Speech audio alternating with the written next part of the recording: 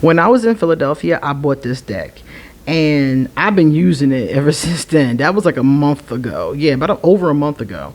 I've been using it since then. And I said to myself, you got to show this deck. Even though it wasn't sent to me for review, I love this deck. It's called the Love Tarot, Romantic True Love Tarot. It's very simple, as you're getting ready to see. But I've had great success with it. Look how dirty I got it already. I just got it. But if you would like to read this part, you can screenshot it. It's made by Bowen. I have another deck by this same creator. It is a very, I would say, sturdy box, but very basic, as you can see. Not a lot, not a lot goes into it. It's very basic, but wait till you see the cards and the messages. That's what makes me love it. My name is QueenAusetHeru, and thank you for joining me for another wonderful edition of Ask an Aquarius. If you haven't already, please hit the red subscribe button and smack the bell. Also, if you like this video, please give it a thumbs up and pass it on to anybody and everybody who might like it too.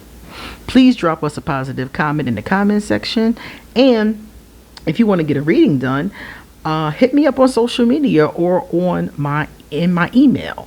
I do love readings, I do shadow work readings, I do inner child readings, I do general readings, I do cannabis readings, I do light worker readings. I do so many different types of readings, so please hit me up. I would love to tell you more about them.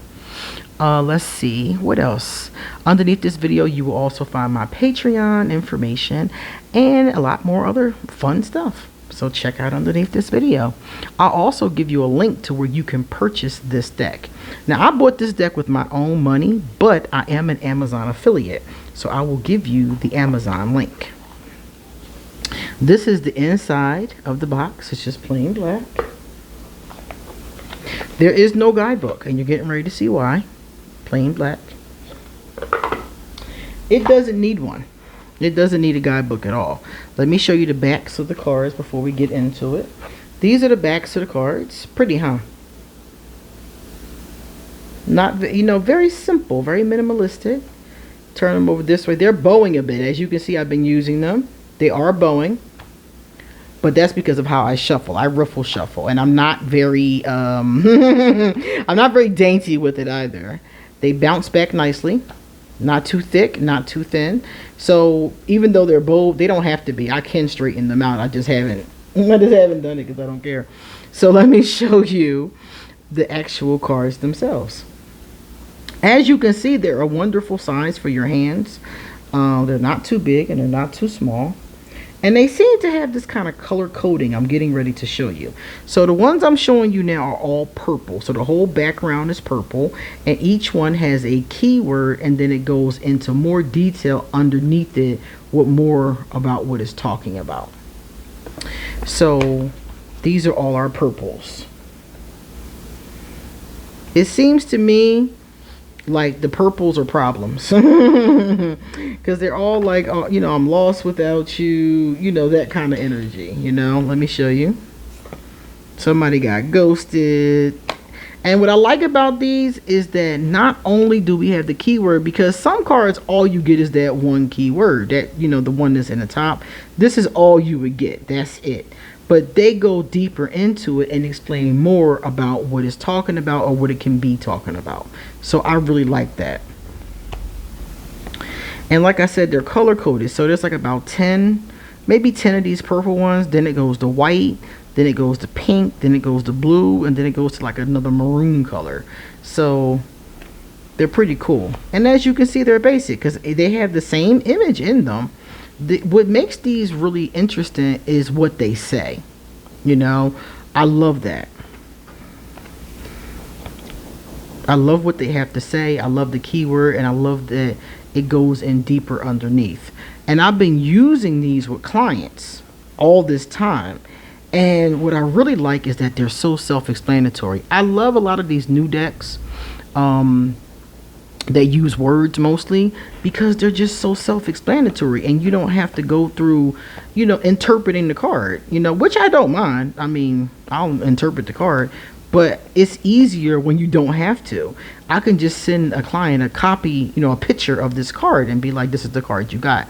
And then it's like, oh, what does this mean? Read it. It tells you exactly what it means, So I love that aspect of it. And then the client has a copy, basically of what the conversation was, and they can go look back at the pictures of the cards later. Because a lot of people get a reading and then they don't remember.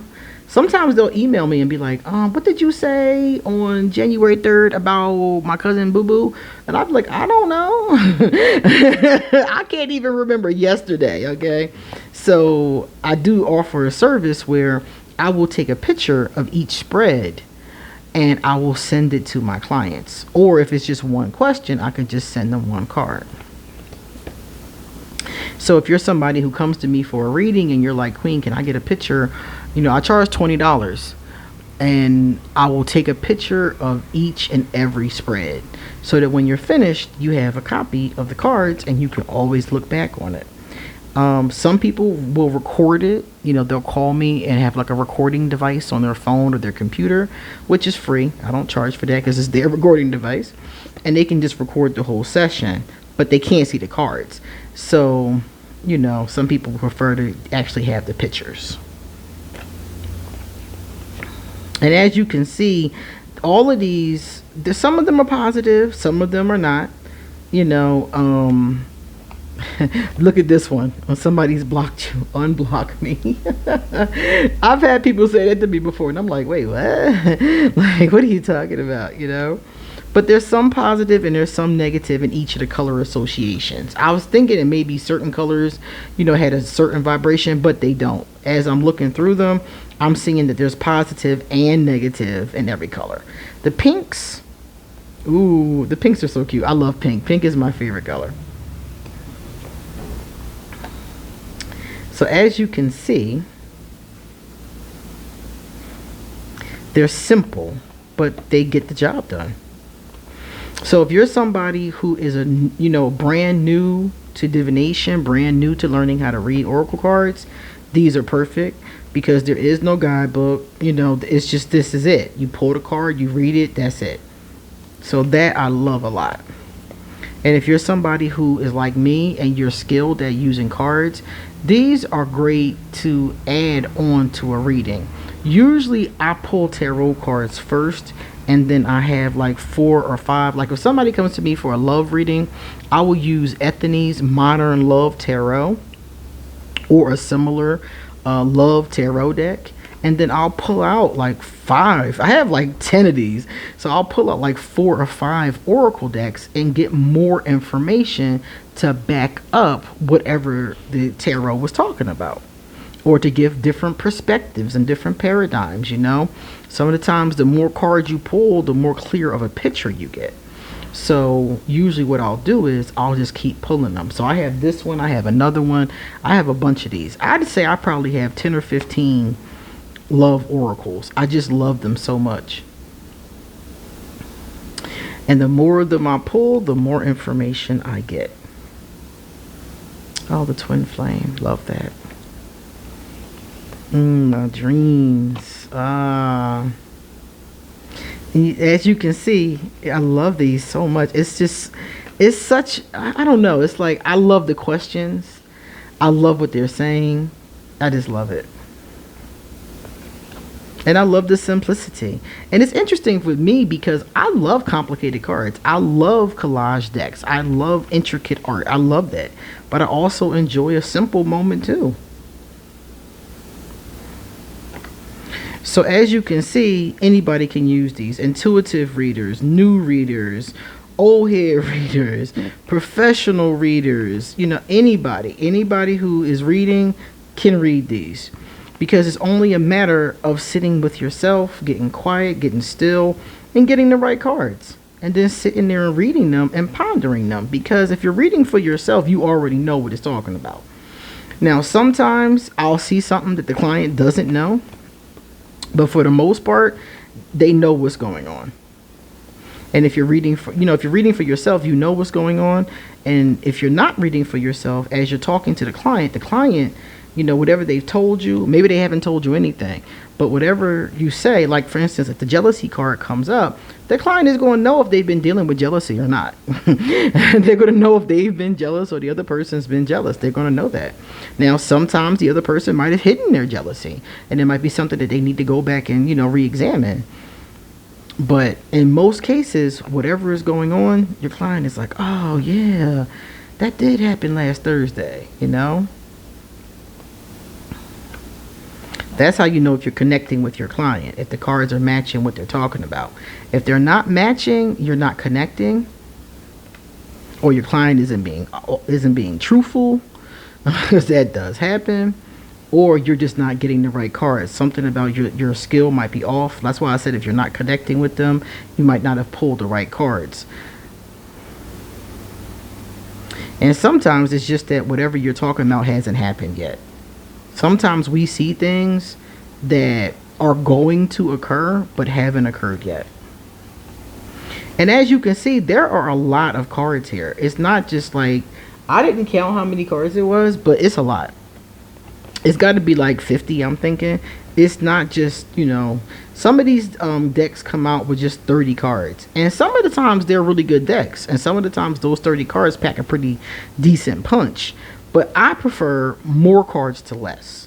So if I can get 40 cards or 50 cards, I'm good. I have one that has 100 cards, several actually, that have 100 cards. I think my Tea Leaf Oracle has 200 cards. So for me, the more cards, the better. And this one has a very decent amount. So as you can see, this is a very useful, productive deck. And here's our last card. There it is.